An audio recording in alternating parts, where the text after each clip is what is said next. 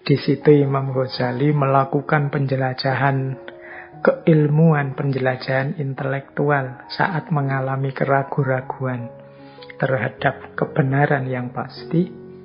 Nah, di antara yang diulas oleh Imam Ghazali itu antara lain tentang mimpi. Jadi kata Imam Ghazali di Al-Munqidh itu begini.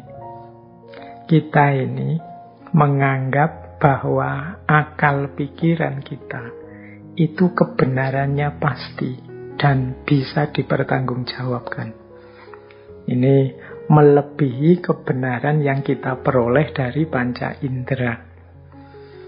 Jadi beliau kan meranking ilmu-ilmu itu yang diperoleh dari panca indera, yang diperoleh dari akal, dan nanti ilmu yang diperoleh dari pengalaman religius.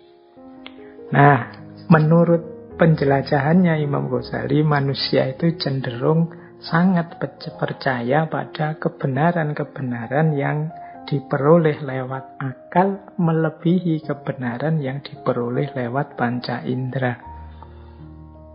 Lewat panca indera itu kita misalnya zaman SD dulu kan ada itu pelajaran, kita lihat gelas, ada airnya, terus dimasuki pensil. Loh, pensilnya itu kelihatan bengkok. Tapi kan kita tidak menyimpulkan pensilnya bengkok.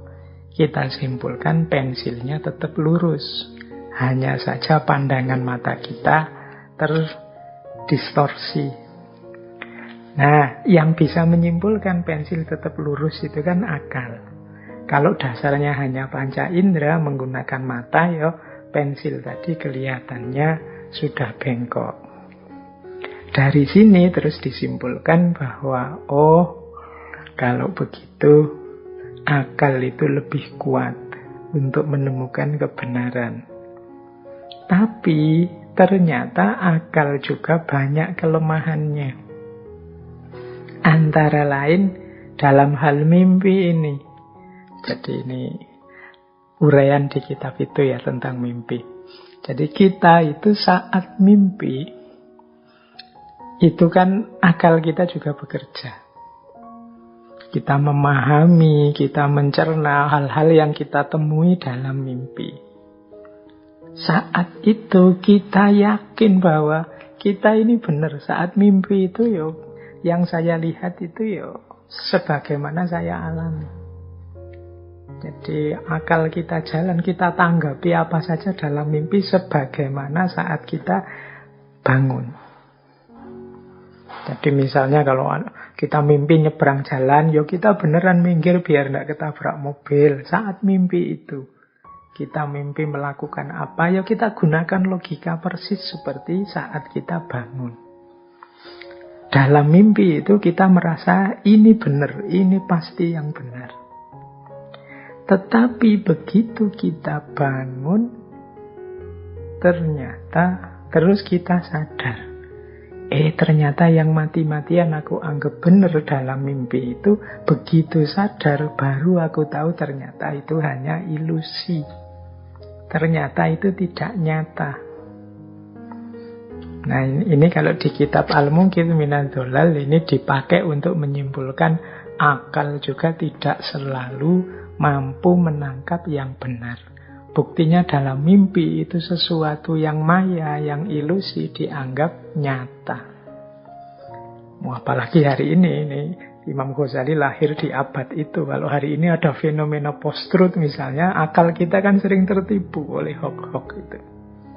Jadi yang kita anggap benar ternyata salah. Kita anggap nyata ternyata hanya ilusi, hanya maya. Nah, ini nanti jembatan untuk masuk ke beberapa gagasan filosof tentang mimpi, tentang filsafat mimpi. Nah, dari sini kemudian muncul pandangan bahwa sebenarnya hakikat hidup kita di dunia ini itu seperti mimpi. Yang kita anggap nyata, konkret, apa adanya, realistis dan lain sebagainya, itu kan yang kita hadapi hari ini. Itu persis seperti kalau kita mimpi. Kalau kita mimpi itu kan ya kita merasa persis seperti hidup hari ini. Nah, nanti kita sadar bahwa betapa ilusifnya, betapa tidak sejatinya hidup ini begitu kita bangun. Nanti beberapa sufi menjelaskan ya orang bangun itu ya waktu kita nanti sesudah kita meninggal masuk ke alam barzah, alam yang lebih sejati, baru kita sadar, betapa dunia itu tidak penting, betapa dunia itu sifatnya maya, sifatnya ilusi saja. Makanya saya teringat ada satu kata-kata yang masyhur sekali. Ini saya belum berani bilang ini hadis, meskipun ada yang bilang hadis. Karena ada yang bilang juga ini sebenarnya qaulnya Ali bin Abi Thalib. Ada juga yang bilang ini sebenarnya qaulnya seorang sufi yang bernama Sahel Al-Tustari. Jadi ini masih diperdebatkan, ini sabdanya Rasulullah apa qaulnya Sayyidina Ali apa qaulnya Syekh Sahel Al-Tustari. Tapi kalimat ini sudah sangat sering didiskusikan, yaitu annasu niyamun fa'idha matu intabahu. Jadi manusia itu hakikatnya adalah tidur. Dan nanti saat dia meninggal, saat dia mati, intabahu, baru dia bangun. Kita hidup di dunia ini, hari ini kan rasanya, ya ini hidup beneran Pak, serius Pak. Saya juga sakit, saya juga gembira, jatuh bangun, nyata ini Pak, konkret.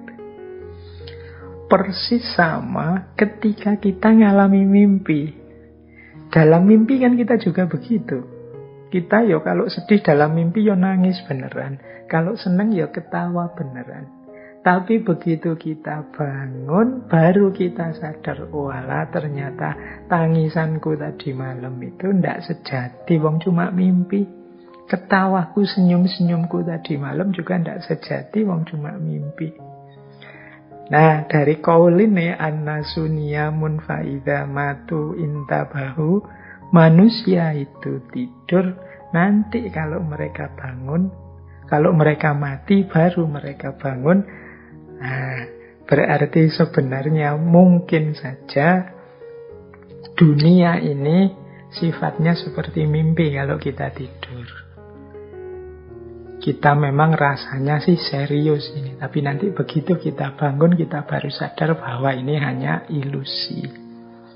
Kalau dalam dunia tasawuf, qaul ini sebenarnya diorientasikan agar kita jangan terlalu terikat oleh dunia, jangan tertipu oleh dunia.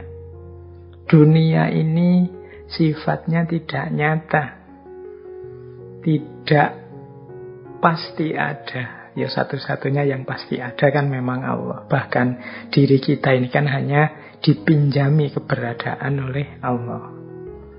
Makanya eman-eman kalau kita hidup di dunia ini terlalu terikat, terlalu terpengaruh, tertipu. Wong ini hanya mimpi. Harusnya kita lebih serius di hidup yang sejati, yaitu saat kita bangun. Nah, ini salah satu filosofi yang berhubungan dengan mimpi. Ini dari para tasawuf.